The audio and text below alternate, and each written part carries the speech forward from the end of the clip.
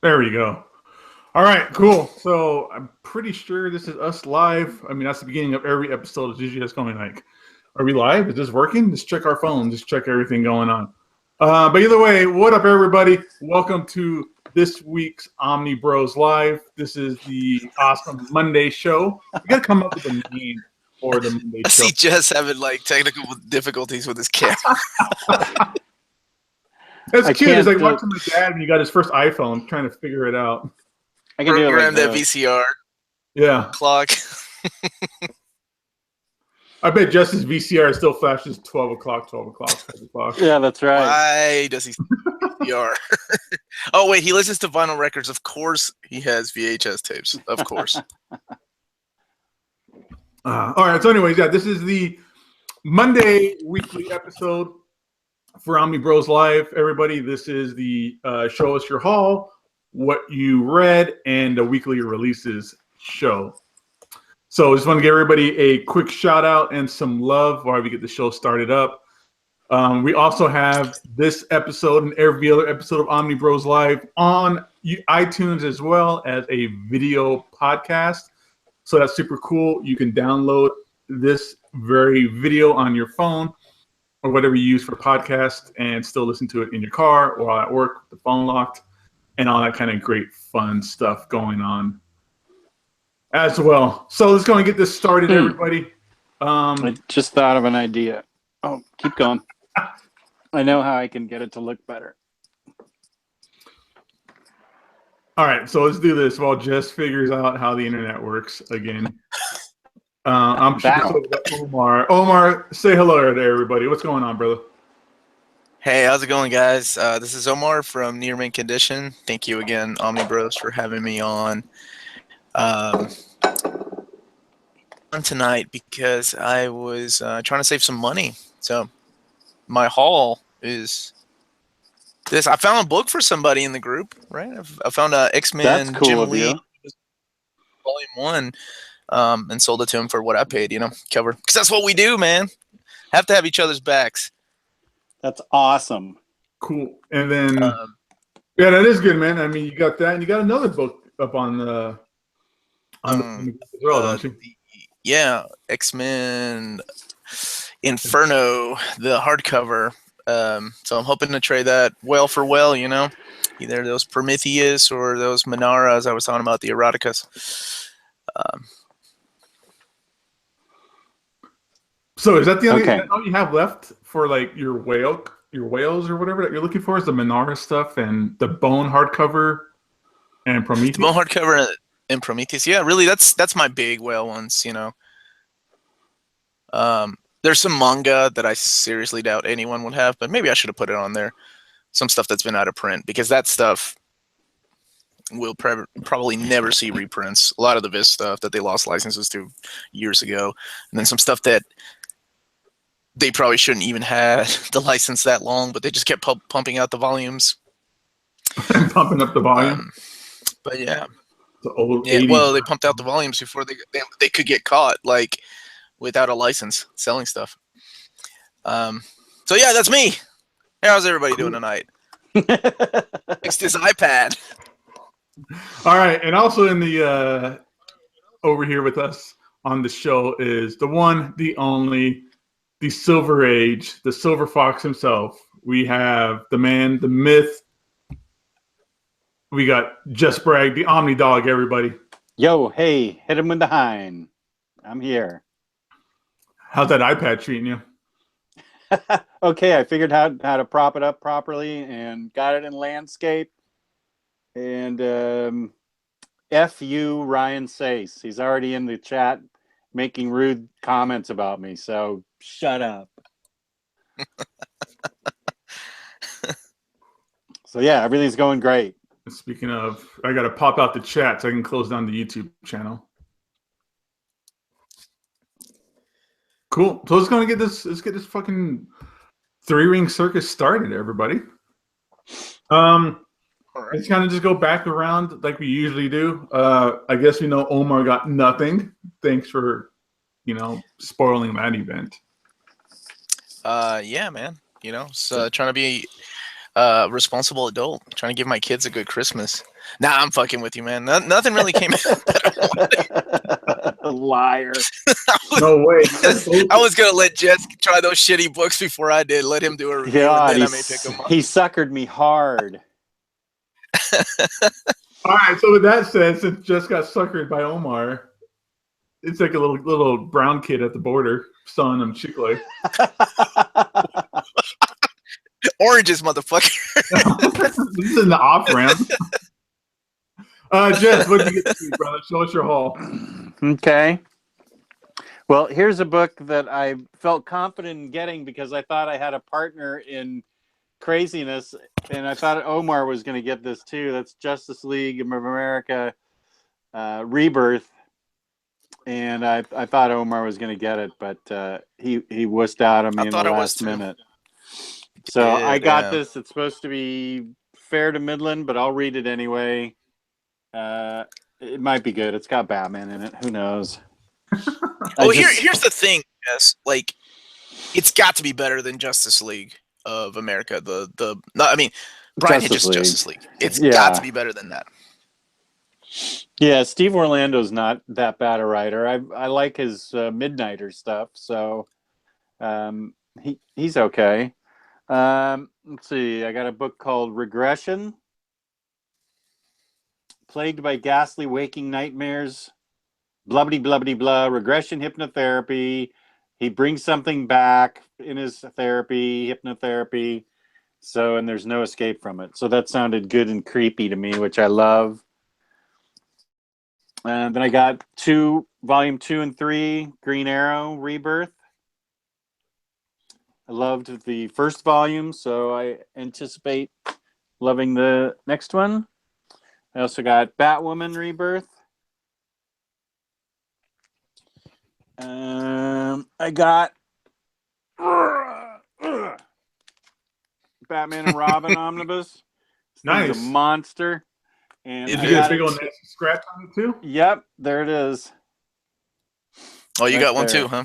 Yeah, it's right there. It's kind of a badge of honor. It don't look too bad. No, it's fine. I'm not going to send it back. Another Rebirth I got is Batgirl, Volume 2. Oh, that looks good. I'm going to read that so bad. Hope Larson, she's great. I really like her. And Betty and Veronica by Adam Hughes, my favorite artist. I got that. Got Volume 3. I believe it's the final volume of Northlanders. It's a big, thick, I think it's Vertigo. Yeah, it's a big, thick Vertigo trade. And I got the deluxe Pink Paper Girls. Oh, man, that was so 2 weeks ago. I just got them this week, though. Just kidding, dude. Shut up. I don't have anything to show. Man. Yeah, you didn't get anything. I don't have anything Shut up, show, man. Then I got Fearless Defenders, Volume 1 and 2 for some Valkyrie and Asgardian madness because I want to read up on Valkyrie. That's an older series, isn't it? Yeah. Valkyrie, Misty Knight, Danny Moonstar, and Warrior Woman are the Fearless Defenders. I wanted to read this just so I could get some Asgardian butt kicking from the women. I got some older books. Comeback by Ed Brisson. Also by Ed Brisson. The Field. I got this Damage for like $3 from IST, and I have yet to find the damage. There's no damage whatsoever. That's half the fun about getting damaged book from IST, trying to figure out where the damage is. Yeah. Sometimes it's obvious though. Sometimes you get that 1 out of every 10 that you're like, oh shit, that is totally damaged. Yeah, I haven't got that yet. I also got Batman Golden Age Omnibus number 4. And then I got an older series that I've always wanted. I had it in singles, so I wanted to get it in trade, and that is Sheltered, Volume 1, 2, and 3. That's a pre-apocalyptic tale. Before the apocalypse. We always get so many post-apocalyptic tales. This is before the apocalypse. Isn't everything Place basically before the now? apocalypse? The men and Wait, women of safe Aren't we haven- living pre-apocalypse Yeah. right now? However, they're preparing for the apocalypse with bunkers, weapons, and training. However, their bunkers, so they're weapons, and like- training can't save them from the one threat they never could have expected: their own children. Ooh, good. Their children must turn on them. So that sounds good to me. So that's what I got. Cool, man. Yeah, that Fearless Defenders. That's some awesome Mark Brooks. Did he just do the covers in that series? I forget if he did just the covers or the entire book. He did the covers. That guy doesn't draw a monthly book. I'm trying to think the last monthly book he tried. Yeah. No. I'll Got ask nothing. him when he comes to the store. Oh, you guys get him? He's a really nice guy. I met him at Dragon Con a few years ago. He's going to be at the store. We got Scott Snyder, Greg Capullo, December 2nd. And December 3rd, that Sunday, is Mark Brooks and Donnie Cates. Donnie Cates is a guy that he's currently doing Doctor Strange and Thanos. And he did God Country and Baby Teeth. I haven't heard of Baby Torpedo Teeth. Comics. That's at Torpedo Comics here in Las Vegas. TorpedoComics.com. Nice plug. Sponsors this show and all that stuff. We got some. I told some of you guys in the chat, so we won't say much on air, but there's some crazy fucking guests coming up that we haven't announced yet. But we got some crazy people who are going to visit the store. We got a huge event basically every month in 2018. So I'm still waiting you for guys that one guy. Chuck Norris. I'm flying out for that one guy. yeah, we'll get Adam Hughes. That's going to happen. I love that Adam Hughes is the reason you're going to Vegas. He's the excuse I'm using to go to Vegas. I'm going to Vegas to see Adam Hughes. Yeah. I want to see Adam Hughes in between visits to the strip club. And in between visits of In-N-Out. And Torpedo Comics. Oh, yeah. Yeah. Are you going to just live off an In-N-Out burger while you're out here, Jess? Is that- Go to In-N-Out, go to Torpedo, go to the strip club. That'll be get my some, routine. get some Yardbird while you're out there, man. I love that place. Yardbird? What's that? It's like a chicken restaurant, man, but so good. Where's it at? That's so good. That's at the the Italian casino. What is that? The Bellagio? Venetian. So it's for chicken? Mm-hmm. Like what kind of chicken should I some get of the there? best chicken. What kind of chicken? Get the two big pieces of chicken. That's what it is. Like it's two big pieces of chicken. Is it Peruvian chicken? Oh, and get the no, not Peruvian chicken. Get the deviled eggs. Okay, Man, that sounds good. That stuff's awesome. Seriously. Sounds expensive if it's in the Venetian. Shit. It's not that bad. It's not too bad. But you gotta have it at least one night. Okay. So yeah, comic books. What about you? You done, Jess? Is that all you picked up, or did you have a lot more? Is that all you picked up? Is that all I picked up? No pickups. All 25 books. You know. Yeah, all special. All right. But you, Gabe, what did you pick up, man?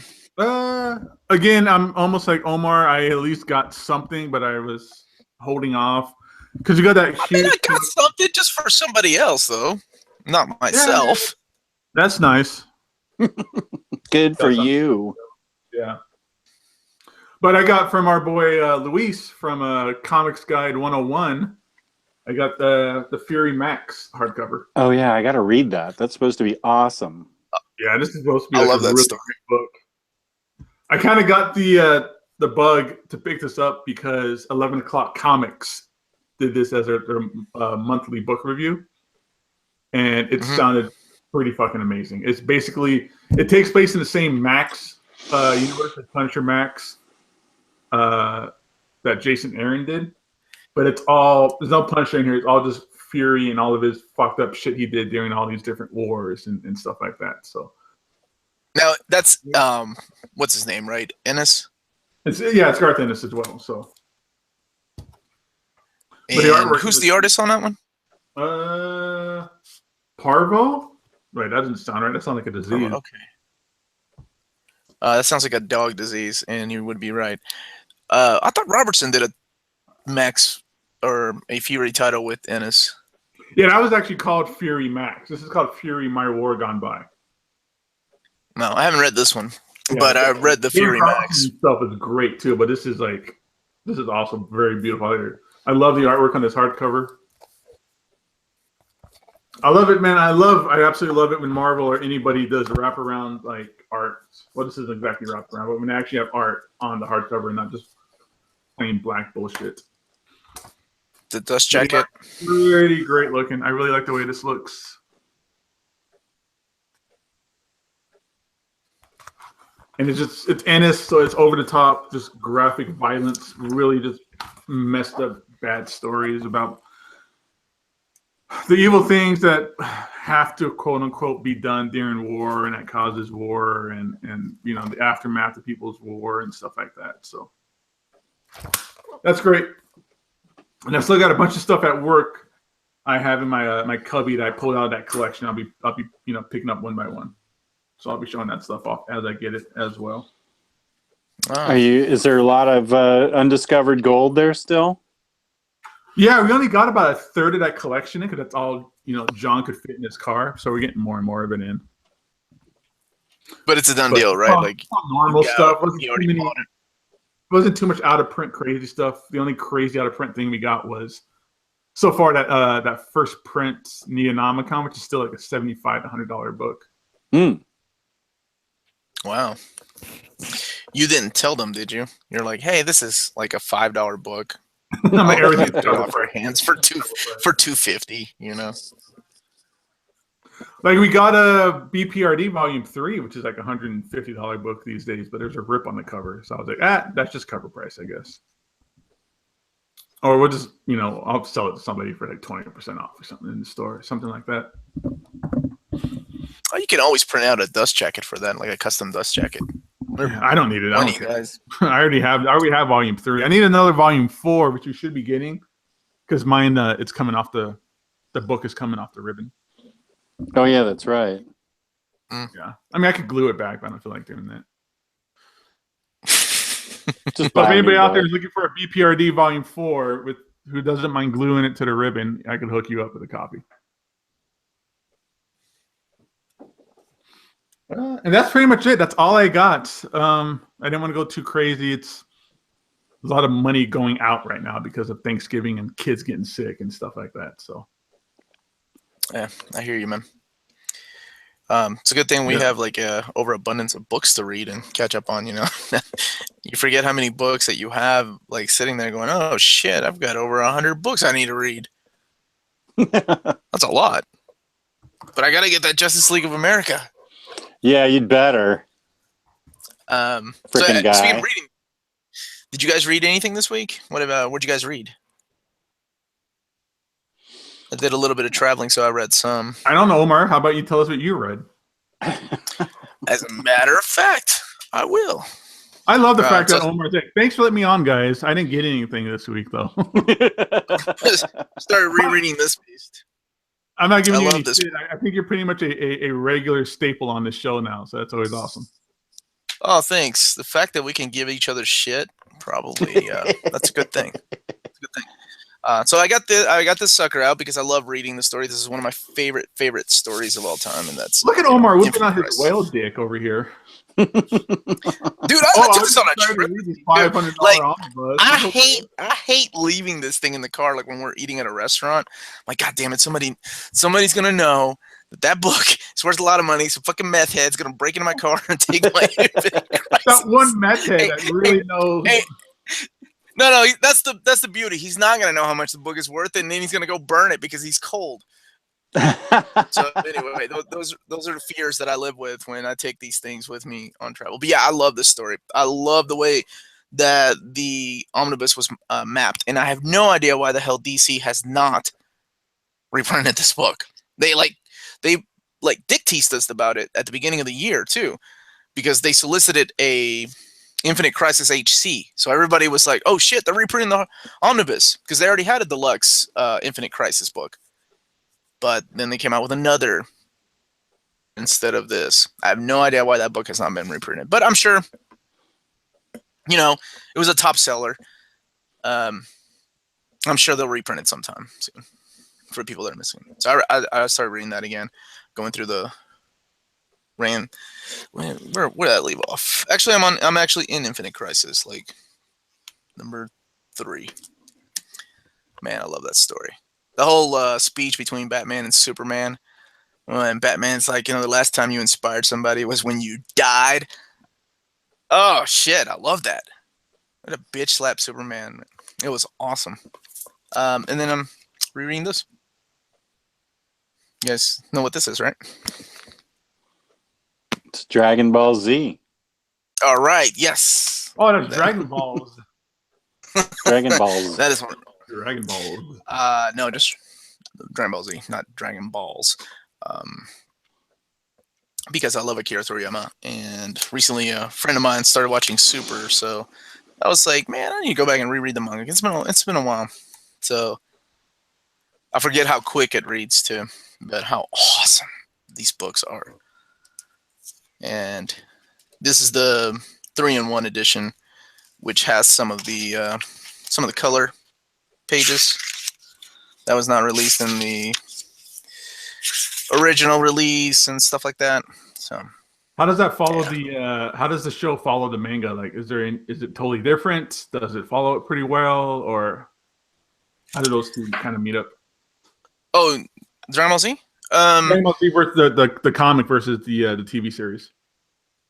So the original TV series that was released was ahead of schedule, right? And that's where these things called filler come in. Do you know what a filler episode is for anime? Like, yeah, that's basically every fucking episode of Dragon Ball Z is a filler. Not every motherfucking episode. Dude, it takes just 30 episodes for them to charge up. Come on. So yes, that's what happened. It's like, oh shit, we're way ahead of the manga. What are we gonna do? I guess we'll sit here and blow up this planet, for 10 episodes. Or the episodes were like, but some of my favorite episodes are filler episodes, like where Goku and Piccolo go and get a driver's license. It's ridiculous, right? The guys can fly, but they need to get a driver's license. So it follows it to an extent. And then a few years ago, they came out with Dragon Ball Z Kai, which is a remake of Dragon Ball. This is the anime, but it just follows the manga. So it's only about 100 and so episodes long instead of 292. So it leaves out all the fillers, leaves out all the episodes that were padded. And now we have Dragon Ball Super, which does not follow anything, but is kind of supervised by Akira Toriyama. And it's pretty. Actually, it's pretty okay. It's pretty okay. Actually, no, I'm not gonna lie. Some of the episodes are badass. Like they've gone really badass. Like the fights are awesome. The animation has gotten a lot better. I can get all fanboyish about it, but we're gonna talk about comic books. So why don't you go next? Holy fuck! No, I want to watch Dragon Ball Super, but I'm waiting for them to start dubbing the episodes more. I can't. Oh, you don't read? I can't do subtitles. Because I can't sit there and watch and try to read as my kid is like putting a fork in an outlet or something like that, so I can't focus on the reading of it. I'm not going to judge you, man. That's cool. Oh, are you one of those elitists that everything has to be in the original, recording? No, not at all. Like, I prefer my Akira in English, which is almost blasphemous to some people. Not even the good English translation, the original English translation, because that's my Akira. So yeah, did you guys get some reading done this week? I assume you have. Yeah, I got some reading done. I was actually at the DMV today to get my driver's license renewed, so I had some time to read in there. I don't know who's more depressing in the DMV, the people who work there or the people who are waiting in line. Like the DMV is fucking my personal hell. I hate that place. It's all awful. So while I was there, I finished reading the last bit of Detective Comics Deluxe. Yeah. I talked about this last week. It's a great book. I only had like a couple of issues left to read. So I finally finished that. This is a great book. Now I want to read the Batgirl series because the Batwoman trade paperback that just came out, Volume 1. So now I want to check that out. So am I the only idiot that's hoping that all of these will be eventually released in hardcover and refuse to buy the trade paperbacks? Yeah, I'm the same way, man. I'm really. I agree. I don't know. either. I don't know what's going to be collected and what's not. They teased us with Aquaman and Green Arrow, and then dropped it. Yeah, and the fact that they canceled them is probably a good sign that not everything's going to be in hardcover, as well as it shouldn't. Not everything's going to sell. So, but I'm still waiting because maybe give it about 6 months to a year, and then if they don't announce anything else, like Aquaman or Green Arrow again, then I'll probably break down and get the trades and start buying a bunch of trades. Omar, we need your help, Omar, to make this happen. You need to go out and buy the trades because once you do, that's when they're going to cover. Then I'll upgrade like an idiot. Yeah. No way, man. You need to take one for the team, dude. You got to take a hit for the team. I've taken a lot for the team. I have double and triple dipped so many times with these damn books. For example, I almost bought some Miles Morales books. But guess what? They just announced an omnibus. So yeah. That's awesome. I did not think that was going to happen. Bendis luck. That must have been, that really surprised me. Right. No way did I see that one coming. That was one that I was surprised by. But yeah, I'm sorry, man. What else did you read? So I kind of been going back and forth. I'm one of those people who actually read more than one series at a time. So I'm on the very last hardcover for 100 Bullets. I absolutely love 100 Bullets. This is like one of the best examples of comic books in the last like 15 to 20 years. Like top notch writing, top notch art, top notch like examples of crime. But the thing with this book is it's really some heavy shit, especially in this last hardcover. Like a lot of kids getting murdered and stuff like that. So that kind of took a toll on me. So in between reading those issues, that kind of fucked with my head for a little bit. To kind of cleanse the palate, I would go and read parts of X-Men. Excuse song. Yes, sir. Some awesome 90s X-Men goodness right here, everybody. I love. This was like the first X-Men crossover I ever read when I was a kid, and this is probably one of, if not the first thing that really like cemented me in as a comic book fanatic was this series. Do you know the story behind that crossover? How it all came about and what it originally was supposed to be and stuff? No, I don't. But please tell me, dude. Like, what's up? Okay. So back when we were kids, right? These Jim Lee, Mark Silvestri, all these guys, Will Portacio, they were all drawing Marvel. And then, of course, we all know the story. They got up and left one day, and during the meeting that they were going to talk about the summer crossovers, they were like, "Oh yeah, by the way, we quit," and they left. Right. Right when it started. Right? Originally, now a lot of it is still on there, but originally it was supposed to be called Sins of the Father, and it was supposed to be the story of Cable, and his origin and what really happened, and had more to do with like the future than this kind of cluster of all these bad guys coming together and kidnapping Cyclops and Jean Grey and taking them to the moon and just kind of confusing you further as to who really is the kid, like who really is the son of Cyclops and Madeline Pryor, Stryfer, Cable. So yeah, so originally it was all supposed to be Sins of the Father. But that's why it kind of reads almost a little off from time to time. Like Peter David's books read a lot different than the way that Scott Lobdell and Fabian wrote the characters. Yeah, I could see that in this because book. It was kind of last minute. Like the editorial was like, "Holy shit, these motherfuckers just left. What are we gonna do? Does anybody here know how to write a comic book?"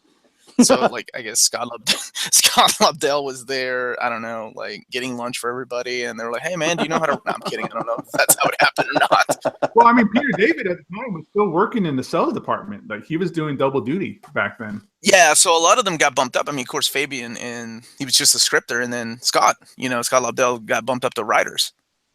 I mean, these were young guys that had, Fabian knew his stuff, but you could tell Scott was kind of new to this, and that's why a lot of Executioner's Song kind of felt like something was missing. But yeah, I also enjoy that crossover. Great story, dude. Like I love.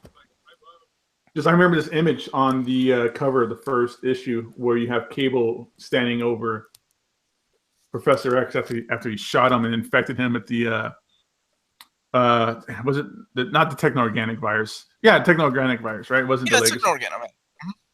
Yeah. No, the legacy virus started at the end of spoilers at the end of the Executioner Song.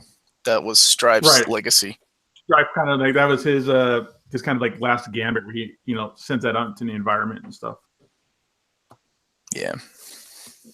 But there's some. I mean, as much as I love '90s comics, I mean the artwork in this book, I think it depends on who's drawing it. It's some really great stuff, and then some. You got Greg Capullo. You got Jay Lee. You had Brandon Peterson, and I can't remember the other guy that was drawing. Oh, Andy Kubert. You got the Kuberts. Yeah, Andy was drawing that stuff. Brandon Peterson, Jay Lee, Andy Kubert, and Greg Capullo. Mine's actually signed by Greg Capullo. I met him at a comic book convention a couple years ago. Oh, that's cool. Everybody in line had like Batman New 52, and I'm like the fucking guy there with the '90s X-Men book. Did he look at it and go, "Did I look? I did that." Yeah, he didn't remember doing it. No, I'm kidding. No, he's a cool guy. But I mean, like here's like some of his artwork. You can see where he started compared to where he's at now. So this is some great stuff, though. But you got that. You got the Jay Lee in here is cool. It's old school Jay Lee, where it's basically all black and sinister looking. Yeah. Like here's this really cool. I remember there's one in particular that Bishop. I mean, that's crazy. It took me years to figure out that he was drawing Wolverine's head on a monitor. For years, I thought it was a flower because he uses shadows, but the way it was colored was so off that I was like, "Oh man, this guy's really artistic." Like he's, but yeah. No, there's some crazy stuff here. Like Archangel slices the guy's head off. Like there's some great stuff in here, man. Oh yeah, he doesn't kamikaze, right? He slices his head off. Yeah, he just slices his head off. I mean, you have like the whole thing with Apocalypse being brought back to life too early, so he's all weak and feeble.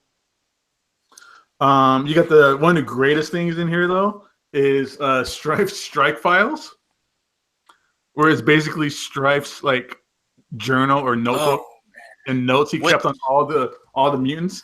And it's just the most bombastic, over the top like writing ever. That's what I was gonna say. As a kid, I was like, "What?" And it was written by Fabian, one of my favorite writers. I was like, "What is he? Is he trying to win some kind of award for like biggest words?" Because I had to look up a lot of that shit.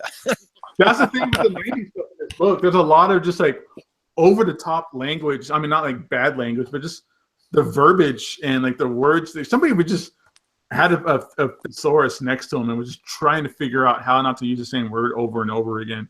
But it's just some crazy over the top stuff.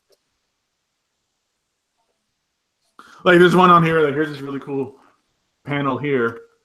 But you got all this dialogue and that's just like hidden within the veneer of civility in mutants of today are the flaming angers, which are all too often stroked. And it's just like the crazy over the top language in here. I love it. Good stuff. It could get a little daunting, to be honest. It could be a little daunting. It's something against the story. Yeah, that's okay. You need to read that every once in a while, and then you could take a break by reading, like a Jeff Loeb or a Brian Michael Bendis book. I love the last line in there. That's a throwback to X Factor 68, the end game, when Cyclops lets his son go to the future, and he's talking about letting Cable go, and he's like, "So I let him go again." I was like, "Oh man, that was deep." I like that. God damn it! I pulled out my bookmark and I don't remember where I was. Son of a bitch. Just reread the whole thing. You love it anyway. Yeah. There's no problem with that, but that sucks. That's like the condom breaking on you. So what'd you read, Jess? The instructions to the back of a condom pack. I read. You ever see the You serial used those. number? What a gentleman. Let me make sure I do this right. I read today Planetoid, which is an old book, and then its sequel, which came out this year, Planetoid Praxis. Oh, wow. These are pretty I didn't know they did a good. sequel to that. Sorry? I didn't know they did a sequel to Planetoid. That's awesome. Yeah, it just came out this year. 5 years later, they did it, and this was pretty good. I always say this, but it just didn't get me in caring about the characters enough in this book. There's a lot of good characters in it, but I just did not care what happened to any of them. I just didn't get invested in any of the characters, which is too bad because it was a really well written book. Besides that, with a pretty cool concept, but I just didn't. It didn't grab me. I didn't care whether the characters lived or died, so that's not a good sign. The guy's talented. The guy did all the artwork, the writing, and the lettering. Ken Gehring, so he's obviously talented. Then I read the two books that I already did a video for, Joyride, and I did a video for that, and also Welcome Back. For anybody out there that did not see my video, Welcome Back is two characters in part of a war on Earth, and everybody keeps getting reincarnated to keep fighting this war. And they grow up and they get sort of woke, so to speak, that they're trained super assassins, and they go after each other again, depending on when they awaken, age 17 or age 25 or whatever. And they start going after each other, and flooding back in their minds are all the memories of their previous lives, what they were like in their previous lives. And there's overseers that get reincarnated and helpers that get reincarnated. And the central conceit of this book is that the two main characters decide they don't want to fight anymore. They're tired of fighting, and they fall in love and decide they don't want to fight anymore. And how that throws everything off, and how everybody comes after them, but they're the two specially trained assassins that can kill anything pretty much, whether they're armed or unarmed. And so it's just, I loved this book. I thought it was really well done. Here's some art from it. I thought it was just excellent. That looks great. Yeah, it was the whole idea that, sometimes it's little kids that are the assassins. Sometimes it's old people when they get woke, and they want to climb the ladder. If you're a caretaker in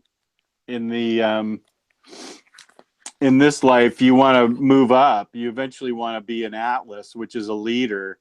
And these guys want to climb up the ladder. So trying to kill these assassins is one of the ways you can climb up the ladder. They don't even remember why they're fighting this. What's that? Yes.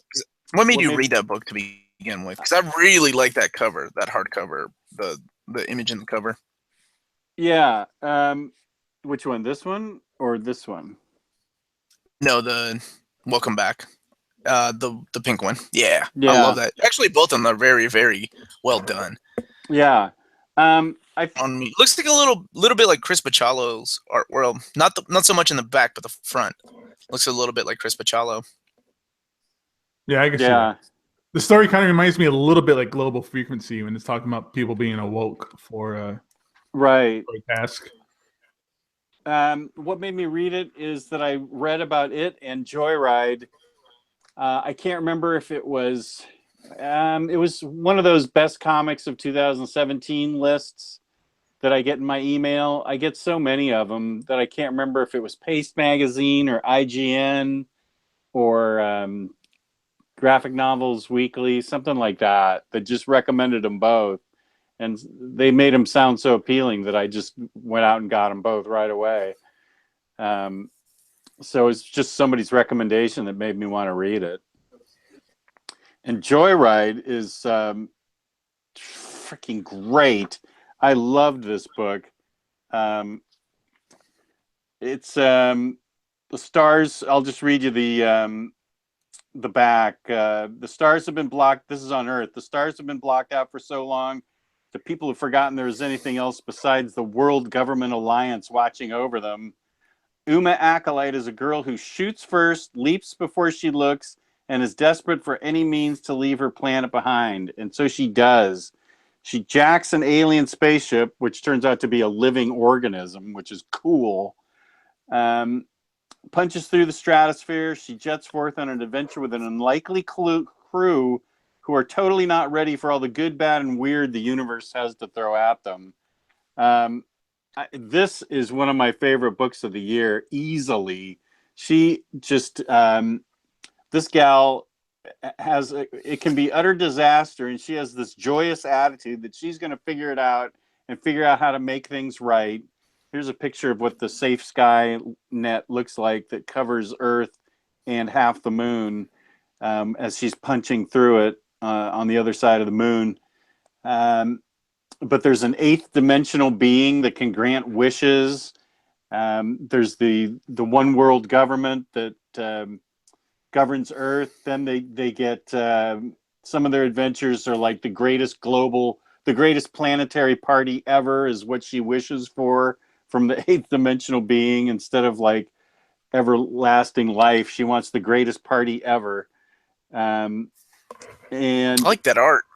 Yeah, the art's really good, clean, and the color palette's really cool. And there's a couple of different kinds of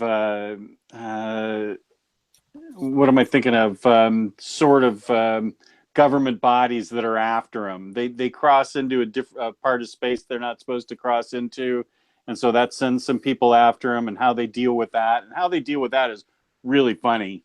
The book is just a joy to read. I call it Joy Read, and so it's just I loved it. I loved everything about it, and it's got a volume 3 coming out, so I can't wait for that because volume 2 ends on a bit of a cliffhanger. Welcome Back is a complete series. Yeah, Welcome Back's a complete series, and Joyride's a continuing series. That's what I was going to ask. I had never heard of that until I watched your video. Yeah, this was published in April, number 2. So I imagine number 3 is going to be coming out soon. And it ends on a bit of a cliffhanger. But Welcome Back ends up with some questions answered, some questions still to be asked. But it's 8 issues that wrap up. But yeah, God, I love Joyride, and it was great. So that's me going on and on about a couple of books that I loved. You're still going on that indie comic kick, aren't you, Jess? I am. Reading Planetoid today, and those other 2 books were published by Boom Studios. But tomorrow's read's going to be Unstoppable Wasp. That's supposed to be a good book from Marvel, so I want to read that. It was so good. That's the one that got canceled too. Right? Yeah. Yeah. Just like I picked up Mockingbird. A couple for my daughters.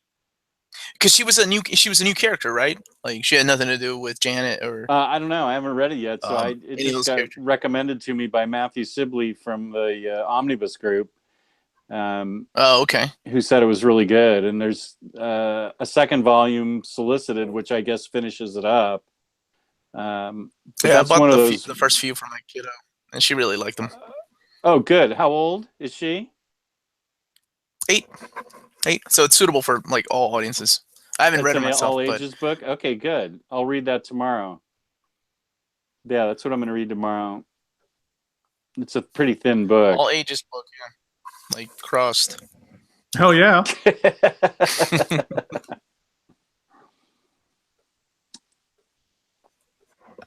Yeah, good. So what are you guys picking up this week?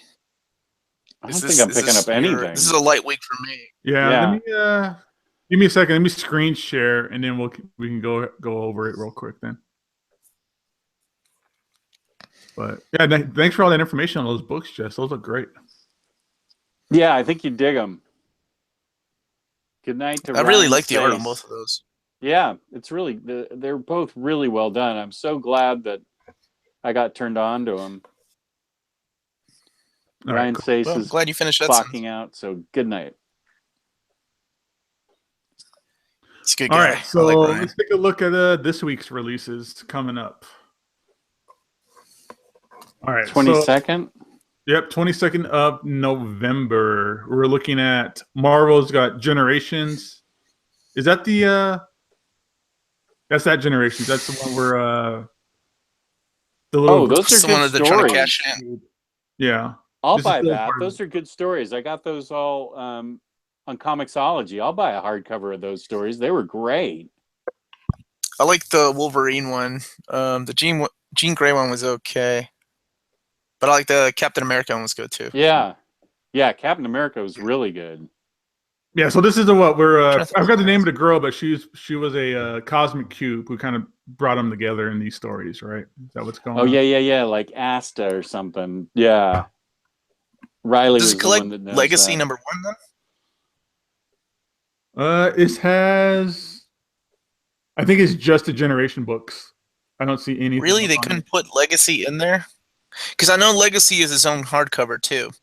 So they were trying to do the DC Rebirth thing of like charging you for an oversized hardcover, like $30, or however much they're charging for the Legacy hardcover. I don't know. Nope. Yeah, from what I'm reading on here, it looks like it's just the little one shots. Yeah. Oh yeah, the Banner Hulk and the Totally Awesome Hulk was good too. I like that. So that's a $50 hardcover. Probably like what, $25 on in stock trades this week. I Am Groot trade paperback. All new Guardians of the Galaxy Volume 1. Is that the Bendis stuff, or is that the first Dugan stuff? That's Dugan. That's after Bendis. Which I've heard a lot of good stuff about. Riley was telling me that it was good. So I was gonna give it a shot because I read like maybe the first couple issues. I may not know this, but maybe somebody that's listening or watching will. Why is it not collecting issues 3 and 5? Are they part of a crossover or something? It must be. It's not like DC, who does that with their deluxe hardcovers, that slaps in the fucking Monsterman issues in the middle of the story. Which I can't deal with, so I buy the whole book. Then we have Deadpool Kills the Marvel Universe again. Infamous Iron Man Volume 2. I really want to read this Infamous Iron Man storyline. I really want to read it. I heard it's really good. I hear it's like some of Bendis' best current work. Oh, really? Yeah. Ultimates 2 Volume 2. That's another one I wish I would have read. Because I know the first volume is when they make Galactus like a good guy, or not a devourer of worlds, but more like a bringer of life. Like they put him on a diet? They make him white. Is what happens. I thought Galactus was always white. I mean, like his suit. There's no race for Galactus. We just see him the way we can. That's how that works. Our feeble human minds can't understand the true visuals of Galactus, so we make him look like a giant guy with a big helmet. All right, if you say so, man. Yeah. Doctor Strange and the Sorcerer Supreme Volume 2. X-Men Blue Volume 2 trade paperback. Have you been reading that series, Omar? I know you're the other X-Men. I have. I am all caught up, and I'm a little. You know how Jess was just making a statement about not caring about those characters in that one book series he was talking about earlier? Yeah. They just did a sequel to it. Yeah, that's the way I feel about X-Men. But the difference is I've invested 30 plus years of my life with these characters. Yeah, really. And now every time I'm like, I don't care. I mean, the stories are just so mundane and just so I just don't care. Mojo kills him, whatever. Because I think that's during the Secret War storyline, and I don't know. Anyway, yeah, they're not that good. There's only a couple of titles, and all new Wolverine being one of them. Yeah. Anyway, sorry. Continue. No, it's all good. Nick Fury Volume 1, don't care. Star Wars, don't care. You don't read Star Wars? I don't care about Star Wars in general, let alone the comics. What? What? Whoa, that's a different topic for another day. Star Wars? But the fact I don't care about Star Wars? Like, you've seen the movies, but you don't care? I've seen them. I enjoy the movies, but I'm just not. I don't pinch my nipples over every time anything Star Wars gets released. I mean, I don't try. Sure, but I'm sure you do it. Sometimes. So that's it for Marvel. DC, we have Batman Year 2 30th Anniversary Deluxe Hardcover. I'm going to go ahead and say it. Batman Year 2 is better than Year 1. And I'm going to sign off on that note before anybody leaves any negative feedback. There goes all the there's a special place in my heart for Batman Year 2 because it is the very first trade paperback I bought. Because I couldn't find what happened was like it was 1989. It was 1990. I couldn't find my 4th issue, and this was, you got to keep in mind, this is when like Todd McFarlane was hot, and everything that he drew was ridiculous amount of money, and the issues that I was trying to find were the ones that he drew. So I was like, well, shit, now I wanted to reread that story. So I went to my local comic book shop, and they had this is the first time I've seen a trade paperback. It was like a trade paperback of Year 2, and I was like, what is that? And they were like, oh yeah, that's the collection. The guy had to explain to me what a trade paperback was. And I was like, oh, it's got all 4 issues? And he was like, yeah, man.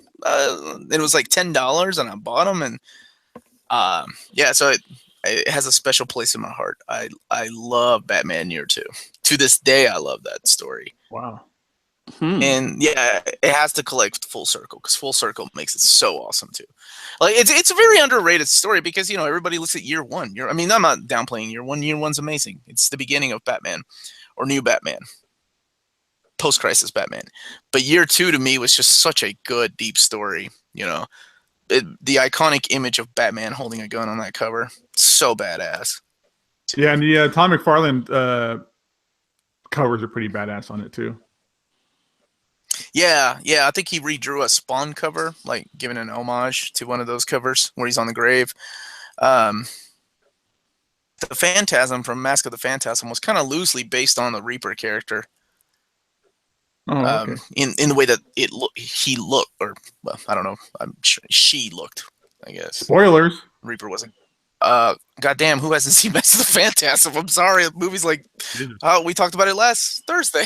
Like, almost 30 years, 20 years old, over 20 years old.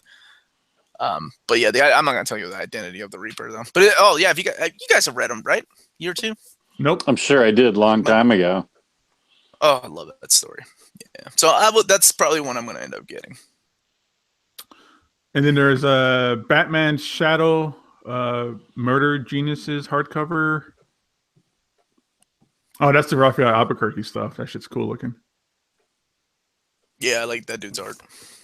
Is it Raphael Albuquerque? No. Riley Rossmo, I think it is. But I don't know. It's the Shadow. I don't care anything about the Shadow. Challenges of the Unknown by Jack Kirby trade paperback. That's kind of like where I guess Kirby got a lot of his ideas for Fantastic Four. So that's kind of interesting, but I'm not going to buy it. Here's one of Jess's favorite books from last year. Yeah. Superman American Alien trade paperback is coming out. Love that book. Wonder Woman Golden Age Volume 1. And then I think the one of the coolest things coming out. The Last Fables Volume 15 hardcover is coming out. I will definitely be getting that. That's awesome. Love that book. Now, can we get some omnibuses? Can we get some omnibuses of Fables so I don't have to? I've held out and just kept my trade paperbacks because I refuse to buy the hardcovers because I know as soon as I do, they'll announce an omnibus collection. I know a lot of those hardcovers kept going out of print for like all the time. Like Volume 1 would go out of print, then they would go back into print, and then Volume 2 would go out of print and stay out of print. I think right now they're all in print, but I'm holding out because I mean they're no bigger than the trade paperbacks. They're not deluxe hardcovers, you know. Yeah, they're smaller size hardcovers, right, or standard size hardcovers. Yeah, standard size ones. So I'm hoping for an omnibus because Buckingham, you know, the guy needs his art. I'd love to have a big art because I mean that was Chris Bachalo's inker for the longest time, so it's a very similar style to Bachalo. And then so that's all the DC stuff, all the indie stuff. I don't know. There's nothing in here. I don't even know what this shit is. Silly Symphonies, Complete Disney Classics. Starstruck, Starhawks. Is that the cartoon Starhawks? No, it's not. That's too bad. No, I was thinking Silverhawks. Never mind. Silver Age Classics, Out of This World, Volume 2. Garth Ennis's Complete Battlefields, Volume 3. Eternal Nightmare, Winnebago Graveyard, and the Ninjak Classic Omnibus is coming out. How does that work, man? Well, the first 2.5 issues, I guess. What, Ninjak? Yeah, he did the first 2.5, or I guess he did finish out 3. Yeah, Quesada did. Quesada? Yeah. Yeah, I love his art on there. If this hardcover, if the slipcase or the dust jacket is not holofoil, I'd be disappointed. And that's it for what's coming out this week. It doesn't look like any of us are really getting much besides maybe Fables. But that Fables is not going to be enough for you to get your free shipping. Oh, look at that cover. That's beautiful. It's beautiful looking. Yeah, it's nice. Yeah. Like, who's the original artist cover? What's up? They are? Yeah. Oh, I was under the impression that they were just standard size. No, they are oversized. Oh, the deluxes are like oversized? Yeah. We're talking like Rebirth tall? Like as tall as the Rebirth hardcovers? Rebirth. Well, I mean, I can grab a Rebirth and compare. No, you don't have to. I'm looking up at Fables, you do, and it's important. I'm looking up at Fables right now, and it's as big as the other deluxes, which are bigger. And I got a Fairest, which is standard size, right next to it, and it's bigger than Fairest, the hardcover that came out. So, yeah, they're oversized. They're like Rebirth size. I like how in the chat people are arguing with Omar over his opinion of Batman Year 2. He called it Year Poo. Yeah, he called it Year Poo. Oh man, he wins his argument using that one. And I'm gonna say I like tan M&Ms. Those things are good. I liked tan M&Ms too. They were really good. Hey man. Oh, come on. Everybody loves fucking jerking Frank Miller off. He gets enough praise. I'm the one guy that's like, oh, Year 2 is better. You walk into a room of comic book fucking collectors, most of them are going to say, yeah, Frank Miller's Year 1 is the epitome of a Batman story. Or rather, Dark Knight Returns. I'm like, no, man, Year 2 has a Reaper. No, it's all about the Nightfall. This one, come on. We talked about this. All right, so I'm not picking up anything next week from anything new. I'll just buy some of the stuff I have on hold at the store. So that'll be fun. Hey, since we're all here, or not all of us, but maybe we bring it up to the chat. You guys want to do a Thanksgiving episode on Thursday, or are we just going to just take that day off? I will be traveling. That's Thanksgiving Day. Oh, yeah, really? I don't think that would go over well in my house. I was looking for an excuse to get away from the madness because my home's gonna be fucking full of people.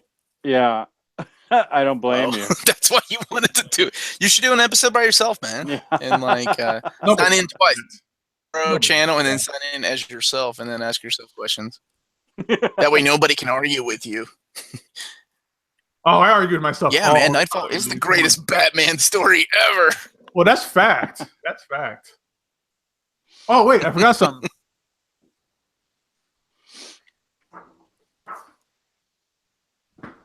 Check this out. I didn't show you guys this. I got this a while ago. I keep forgetting to show it for my hauls. Oh, nice. Is that a Starling? Like, yeah, this really cool Jim Starlin Marvel Cosmic print that he was selling through his Facebook channel, and it's actually cool. Starlin. Oh, nice. Yeah, this thing is great. That's cool. I like it a lot, and it's signed by him. He was selling them. I think they were like $30 a pop. I forgot, but he was selling these to raise money for a friend of his who needed to convert his car to one of those disabled people car that has like the handles and the gears and stuff like that. So that money went to a good cause. But this thing is great. I just love the Jim Starlin, just everything. Like, you can't beat his Thanos. He's the quintessential Thanos artist for sure. But I just love having all this stuff on one large print, and all the Infinity Gems across here, of course. That is cool. I like it. Yeah, I like that. Surprised Marvel hasn't brought Marvel back, Captain Marvel. Like, it's so weird. All these other characters, have come back, yet they kept the guy with his name. I guess because Carol Danvers kind of replaced that character. Well, I mean, So I guess I'm kind of glad that's they didn't, because that was a therapeutic thing for Jim Starlin when you killed him. Like, he wrote that story and took Captain Marvel to like deal with the death of his dad, I think, having cancer too. Yeah. So I think bringing it back, I get it. probably would be pretty inappropriate, but whatever. They've done worse. Yeah, I was gonna say, but it's Marvel. What the fuck do they care? Right. They just lost their editor in chief and replaced them with another guy. So. Oh yeah. Yep. Yeah, I'm okay with that. I think it's time for a change. Those guys have been in charge for way too long, and there's nothing wrong. I like is it CB? Yeah, CB. Who's the guy that's taking over? Yeah, that's the new guy. I like him. I like some of his writing that he has done, and he did all that Marvel manga. So yeah. He was in charge of that. So he pretty much found Scotty Young too. Well, he was introduced him to the Marvel for the longest time. CB Cebulski was their talent scout. Yeah. So I'm good with new blood in there. I think it's time. It's good for everybody. They need to shake up that place. It needs it. But at least my X titles. It's weird. It's not weird. It's kind of a normal thing where I think only 2 editor-in-chiefs for Marvel has left like on good terms. That's Joe Quesada and Stan Lee. Everybody else has got fired and pushed out of the building. Well, Stan, when he left, like, he really, I don't know, man. They went through their shit too. Remember, like, because they weren't allowed to use Stanley. They weren't allowed to use Stanley Presents unless he okayed it, and he got a paycheck for that. Oh yeah. Like, well, Stanley was going to get fired anyways. His fucking cousin owned the company anyways. So anyways, you want to open this up to the chat for some Q&A? You guys could shoot us some questions in the chat, and we could go ahead and answer your questions with bullshit answers.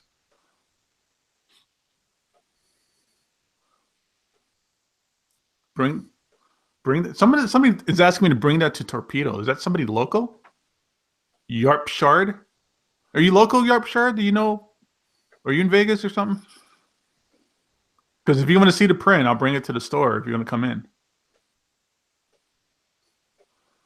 But anyways, man, I'm getting excited for this Greg Capullo Scott Snyder signing. Speaking of Torpedo.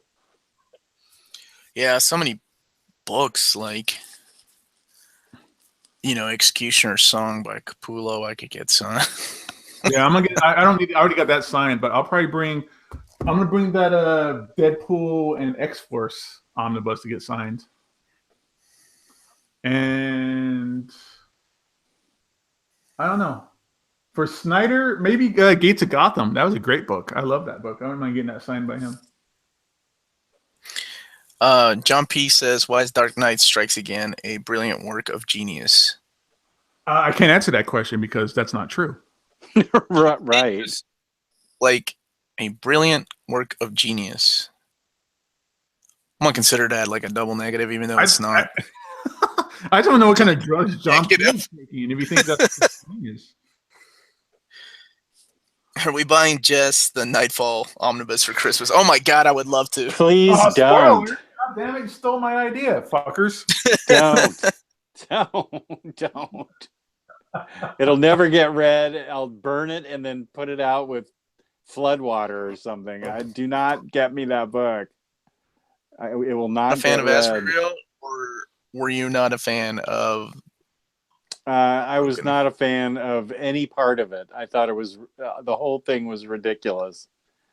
I never. Well, it was, but look how many new readers got on. Like, if it wasn't for Nightfall, a lot of people would not have picked up Batman. That's true, and I can see how if you guys were growing up during that time, you would have really dug it.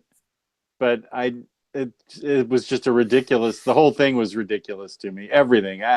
Alfred doing, spinal surgery on Batman in the Batcave, and Bane wanting all these criminals to break Batman first instead of fighting him at his strongest. I know he wanted to break the Batman, but I mean, he should have muscled up and broken him himself. And Azrael was ridiculous. That costume, it makes him look like something from the Inferior Five. It's just. Okay, that's a good excuse. Okay. So I just read the best question on here is one for Marvel, one for DC. Which hero makes the stinkiest farts? That's an awesome question. What? And I'm gonna go ahead and answer with like characters like the Wendigo in the Marvel universe, because those motherfuckers eat people. I can't imagine what their farts smell like. It can't be good, right? As far as like DC, maybe like Solomon Grundy, because that fucker's always dying and coming back from the dead, so his shit's all rotted up.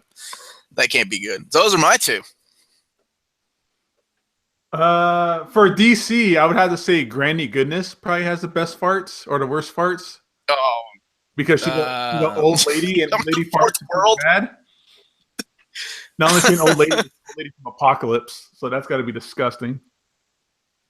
True. Yeah. For Marvel, I don't know. Professor X, he probably shits his pants and can't realize it. Wow.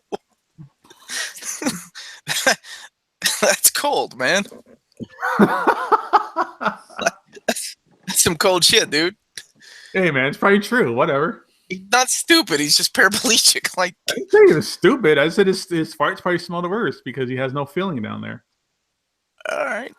Jess, do you have any I don't have an opinion on this question. Okay, you never thought about this stuff, huh? No, and I don't want to. What about the Invisible Woman? Maybe she just disappears, turns invisible, farts. And they're always silent but deadly? Yeah. I don't know. Depending on which version, man, I'd suck a fart out of her ass. She's pretty hot. Her brother lights them for her. That'd be awesome. See, that's a real family dynamic that we don't get in Fantastic Four comics anymore. I don't think we ever got that. I don't think there was a comic where that happened. I guarantee you that would have happened, but then they canceled Fantastic Four after Civil War. Arcane. Hold on. Is it 100% sure that Aquaman and Green Arrow are not getting an OHC? All we know is it's 100% canceled. Yeah. They were both canceled, yeah. So they were both solicited and then canceled and have not been resolicited. Doomfella. And most. Uh-huh. Go ahead. Sorry. No, I was saying Doomfella said, any chance you can get a spaghetti-themed episode of Omnibroslive? Perhaps eating some of that good stuff off of a copy of Spider-Man Clone Saga Omnibus. No. In a word, no.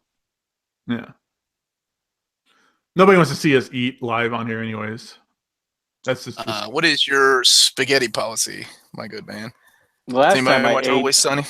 last time I ate on the air, I broke a tooth. So then I spilled Oh Coke all yeah. over my laptop. Fuck You this. just have like I would keep food and beverages away from your Yeah, you'll stuff notice when I'm you're filming. empty-handed. I got nothing going on here. I'm dying of dry mouth, but I'm not risking it.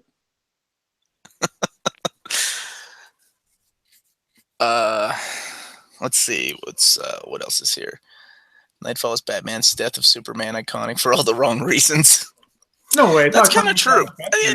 But it came out like, they were writing off of the death of Superman. So you knew that all these characters, I mean, during that time, you had that, and then you had Emerald Dawn, Twilight, which destroyed the character of Hal Jordan, or introduced us to the greatness of Kyle. And That's Wonder right. Woman, replaced by Artemis. They knew DC was just like, oh shit, people are actually buying this stuff, and then we were. Then they got a little too carried away with that stuff. And then you had Ollie when he died in Green Arrow, got killed off, and then he was gone for a long time. Brought him back, and his son took over the role of Green Arrow. So I wonder if anybody got all like social justice warrior over Green Lantern being replaced by a Mexican back then. was Kyle Mexican? Yeah, he's Mexican. I don't think Kyle was Mexican, was he? No, he's Is Mexican. that the way you read him? That's a fact. Really? I mean, I didn't read him. I'm not arguing with you. I did. Homeboy accent or anything in my mind, but yeah. Okay. I don't. Not that it matters, Like, but did you watch Young Justice? dude, no. I mean, it wasn't. Yeah, I do. Yeah, so Is he on on Young that show, Justice, every other word out of Blue Beetle's mouth is essay. Like, Okay, you're talking about Jaime Reyes. Yeah. They really stereotypically as a down and out Mexican.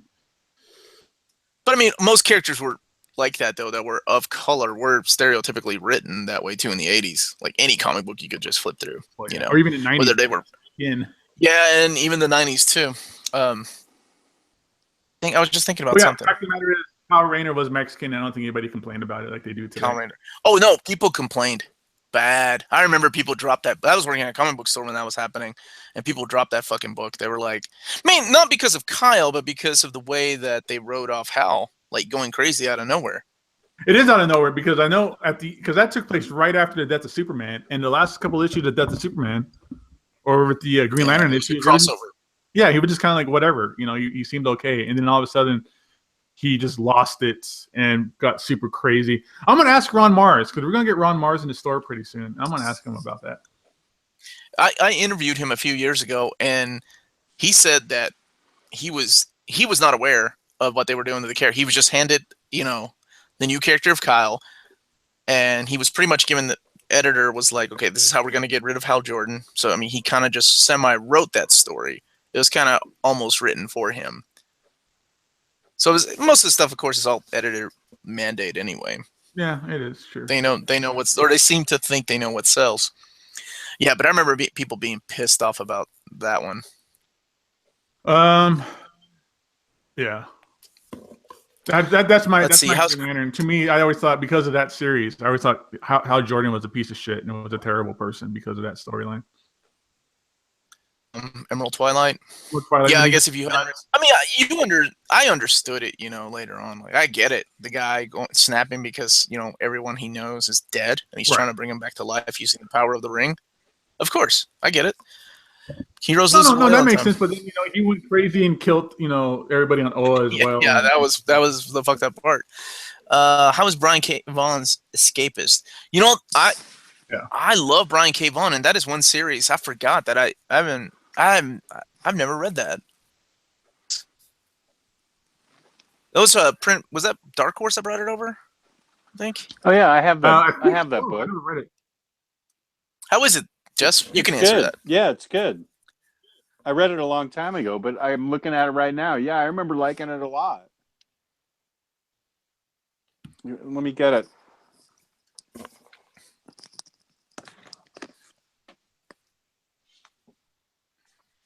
I remember the covers. Yeah, I remember when the issues were coming out, but I never did read it.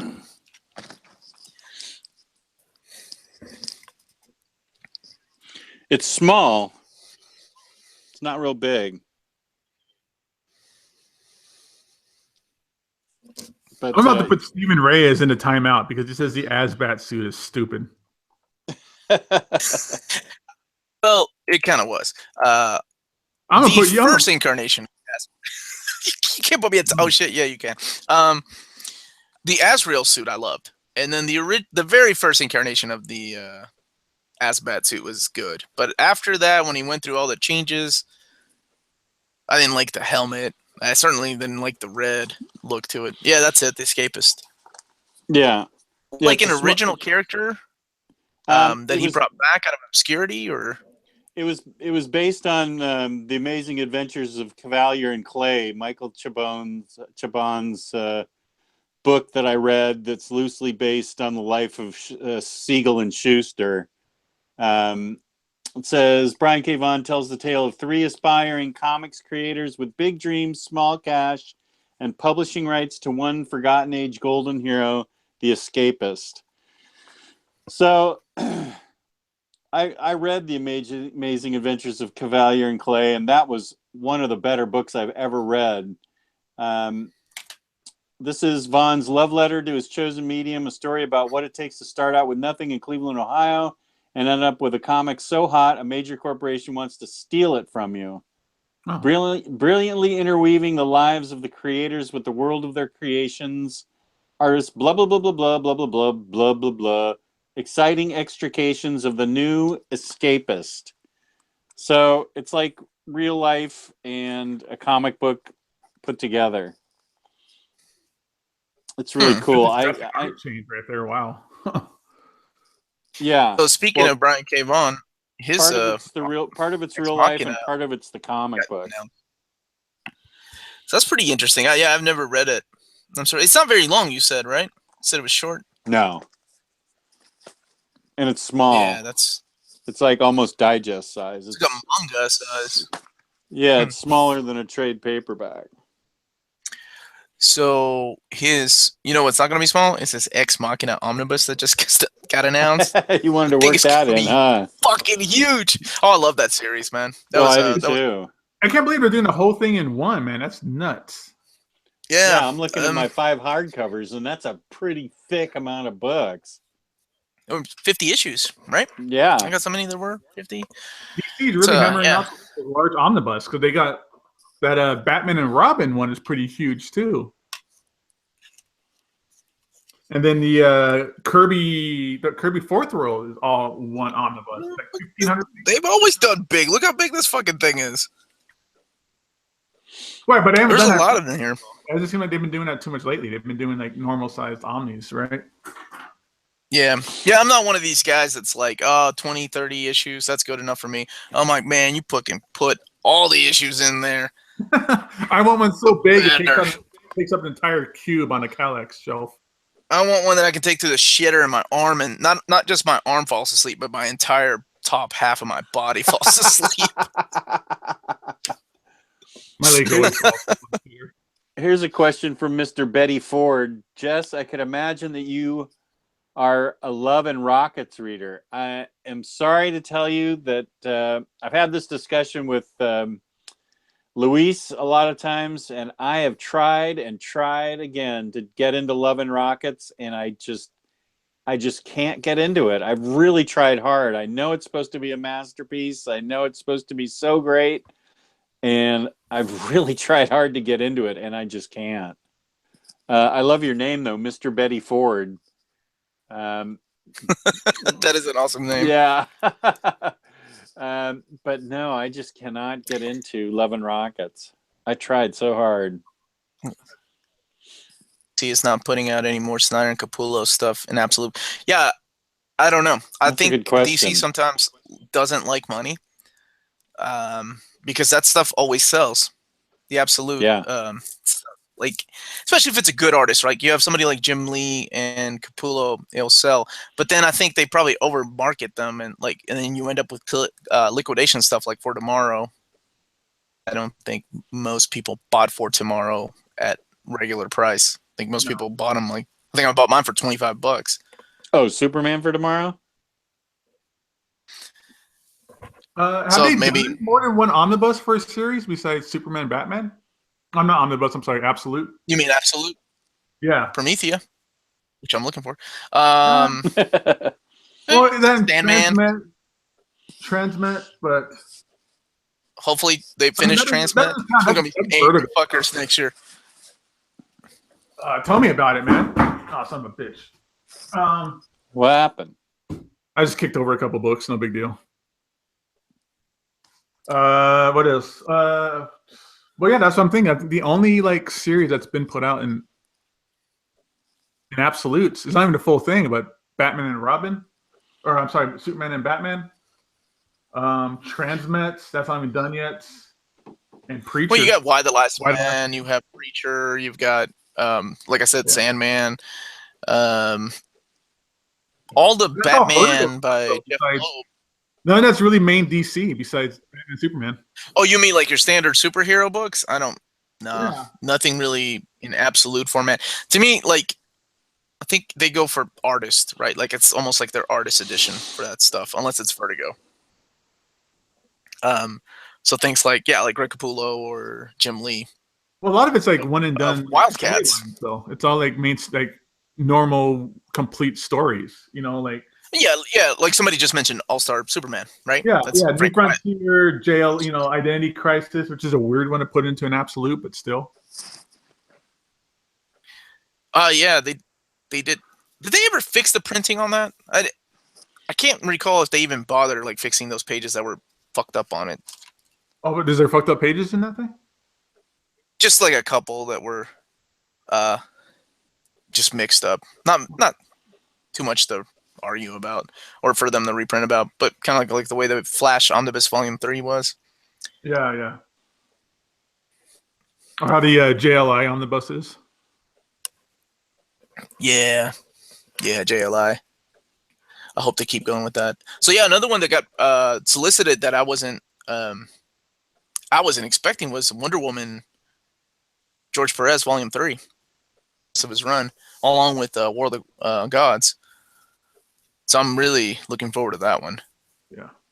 Did you want to go over the new solicits, or are those you going to end the show? Oh no! Somebody had brought up the. Oh no, that somebody was me. The Ex Machina Omnibus.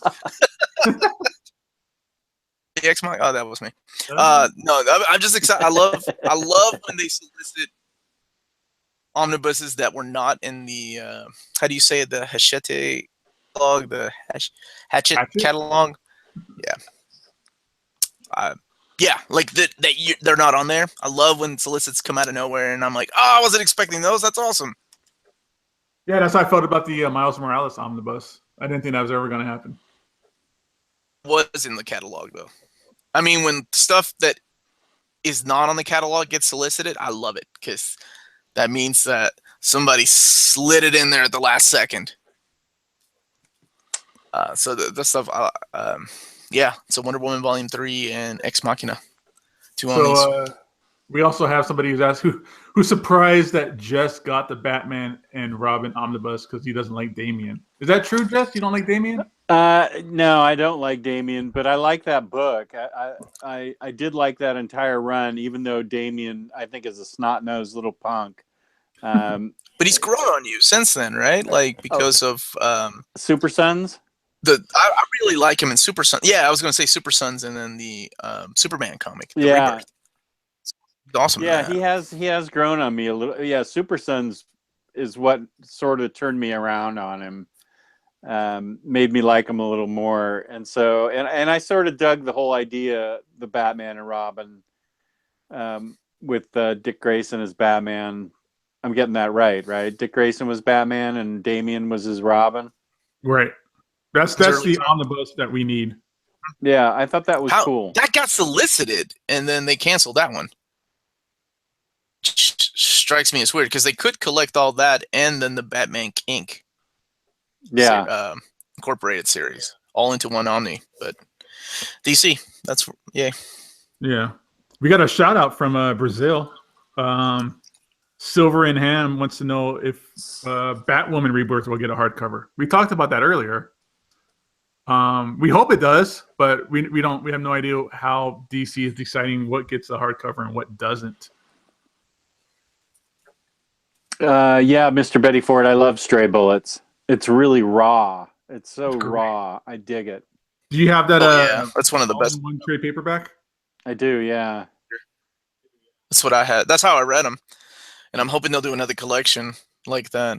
I really wanted to find all the hardcovers. I have the first Stray Bullets hardcover, and I couldn't find the other ones. And then they came out with that all-in-one. All-in-one. Yeah. Yeah. It's like $16-17, whatever. Yeah, you can't go wrong with that. That's how I ended up reading it. And I loved it. Was it that little for that all-in-one book? It wasn't that bad at all. Am I kidding? It was like I think it cost me $17. It might have been 24, 25, something like that. I thought Sunshine and Roses was already put out in the trade paperback. That's volume 6. I haven't been keeping up.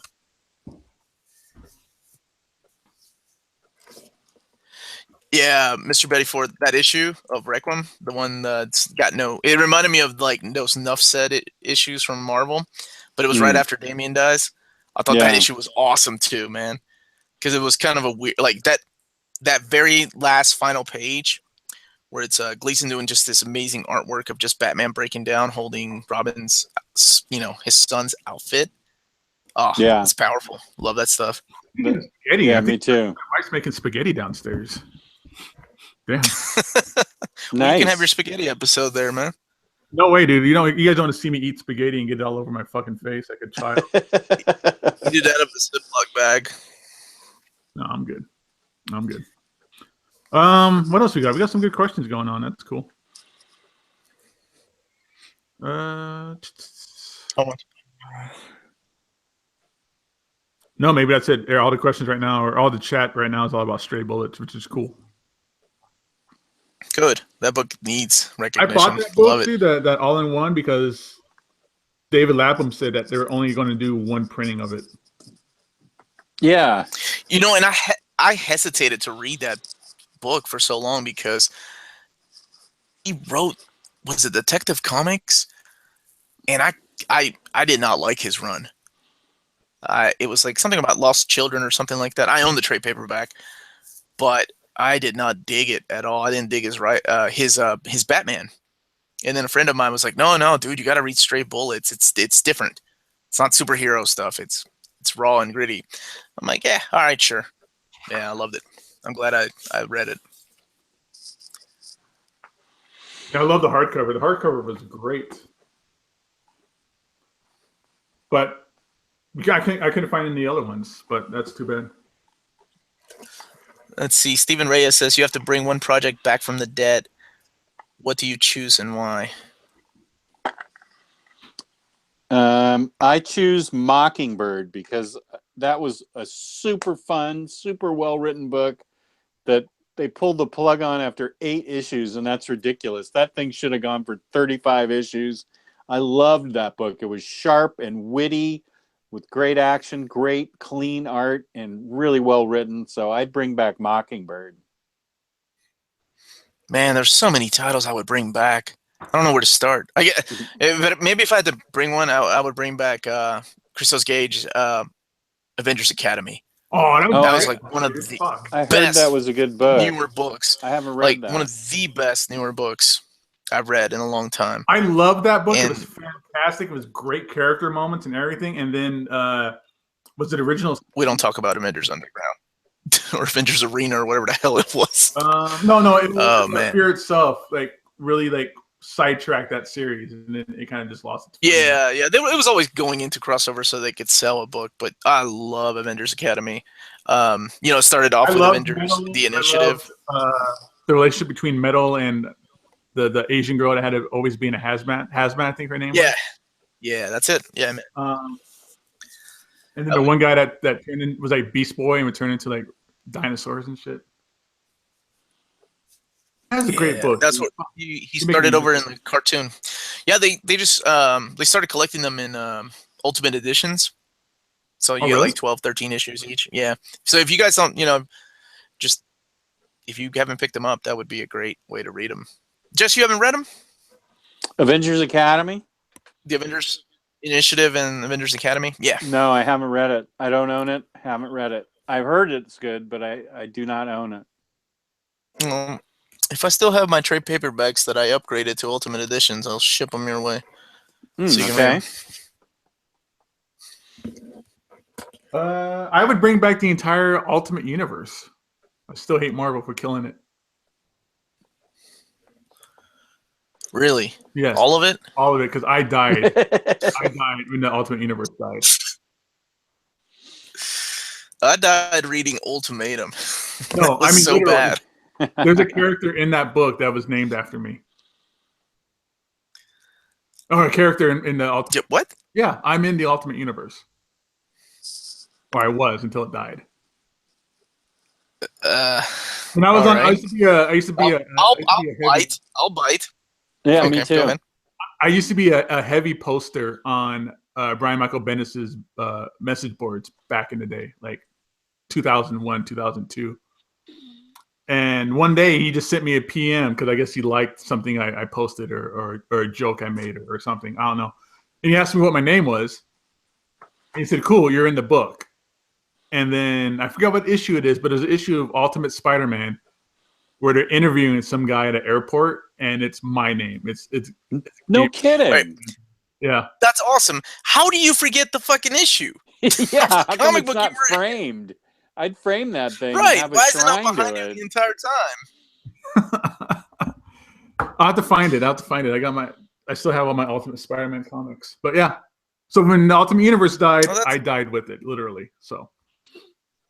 Oh, okay. I just died because of the poor writing. Everything Peter David stopped doing, like his X Factor, the PIs, Captain Marvel. I'd bring that stuff back. Oh God, yeah, I would too in a heartbeat. And I'll put him writing Hulk again. Yep. I guess we'll see where everything goes now that there's a new editor. I don't know. I still feel like it's the higher ups that were giving Axel Alonso pushing him towards doing crazy stuff that people weren't liking. But whatever. They didn't ask my opinion. So if I just get up and leave, it's because my laptop's about to die. Just a heads up. Oh. If I shut down, it's not because somebody was busting my balls about liking year 2 more than year 1. It's because I was about to die. Well, it's better than you spilling soda all over it. Yeah. True. That's a hell of a way to end the episode. Oh shit! I fucked up the equipment. I forgot. I'm looking back at the chat. People are still talking a little bit about David Lapham. He did the Matrix comics for a little bit. He did a couple stories in there. Yeah, he did.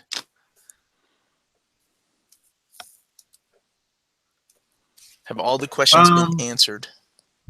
What is the opinion on Massive? I've never read it. I think Jess had it. Yeah, I've read it. I liked it a lot. I read it back in singles, floppies, probably 3 years ago. It gets mixed reviews, but I really enjoyed it. Yeah, I've never read it. I don't know what it is. Yeah, I dug So it. if you were to bring back the Fantastic Four, who would you want writing it? Man, that's a tough question.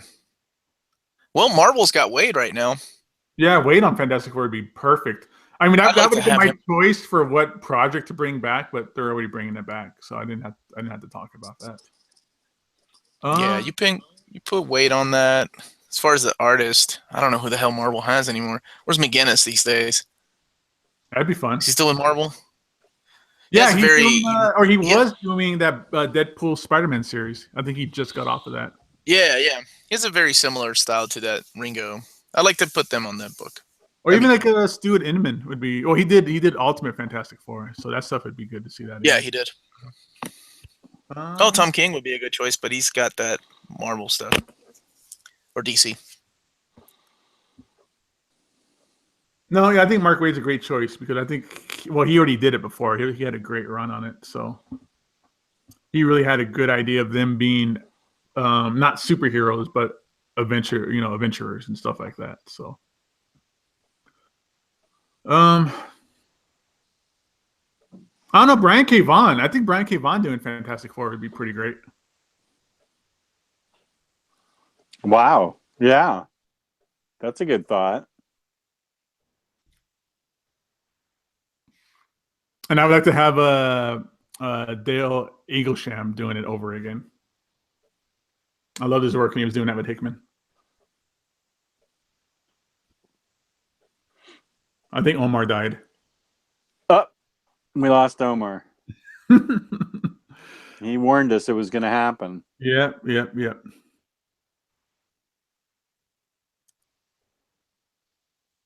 All right, so I think with all that, unless you want to talk about anything else, Jess, I think we could end the show. No, I'm all set. All right, cool. All right, everybody. So this is it. This is going to be the end of Show Us Your Hauls and what you read for this week. We might need to come up with an actual title for the Monday show. Yeah, that's a good idea. Yeah. Maybe just the Monday show. I don't know. We need something better for the YouTube aggregator and for the iTunes stuff. But yeah. Something that people can find and that makes sense about Omnibus and comics. Either way, we'll talk about that in the chat later on. Just let everybody know where they can find you, buddy. You can find me on YouTube at OmniDog's Vault, where I do root beer reviews, where I review comic books and drink root beer while I'm doing it. And you can also find me on Facebook on Ryleymo's Omnibus Collectors Comic Swap and Community page. Have you had to dump any root beer on a comic book recently? I haven't. I've read nothing but good books. I haven't read anything really lame lately. I'm thinking I should purposely go out and get an awful book like Kevin Smith's Batman and just ceremoniously dump root beer on it just to liven things up a little. I think I will do that. I'll buy it used from Amazon for like $2 and then just trash it. Because I hate that book. Both of those books. It's just god awful. You mean you're not waiting for the third one to come out and finish that? No, I'm not. If it comes out, I would not spend real money on it. The only reason I'm going to buy these other ones is for entertainment value, content for my channel. Yeah, dude, you're going up there, man. You're almost at 1,000 subs now, man. That's awesome. Yeah, that's what you told me. That's great. Thank you. You mean you don't look at that like 30 times a day like I do? No, obsessing over my channel, the Omnibros channel, and the Torpedo channel. Yeah. No, I forget about it. I do get those notices that say so-and-so subscribed to you, and I always think, oh, good, there's another subscriber. But they did. I was surprised that it's that high because I got a lot of subscribers right in the beginning, and now they're sort of trickling in. So I'm surprised it's up there. No, that's good, man. I'm proud of you. I'm happy to see that because we're all doing pretty good right now, and that's great. It's funny. Yeah, thank you. Where can they find you? I'm sorry? Where can they find you on YouTube? Oh, you guys can find me. I forgot I'm on the Omnibros account. So you guys can find me here on YouTube under Gabe Infinity Watch. I'll be putting up some more videos pretty soon. Hopefully, a lot of people are asking me to do laptop died. Yeah, we know, Omar. A lot of people are asking me to do. I love to do just like reviews and spotlights of new omnibus that are coming out. There just isn't much coming out right now. I think the next omnibus I'm gonna get is that Kirby Fourth World is the next big one coming out. Oh boy, that is a big one. Yeah, and I'll be able to get that right away. So I'll be able to do some photo bait and some video stuff on that right away. Oh yeah, you'll make a lot of people jealous and excited when you put that up. Yeah, I can't wait because a lot of people are saying they can't wait to see it when it comes out. So I'll definitely do that kind of, I don't want to call it a service, but something beneficial to everybody. Yeah, no, an overview of that would be awesome. Yeah. So find me on Gabe Infinity Watch here on YouTube. You can also find me Gabe Infinity Watch on Instagram. And if you're ever in Las Vegas, come check out Torpedo Comics, and you can meet me in person, and we can talk about comics face to face and all that kind of fun stuff too. So, with that said, have a good night, everybody. Read the Crossed. And with that, we'll just call it a night. Good night, everybody. Peace and love.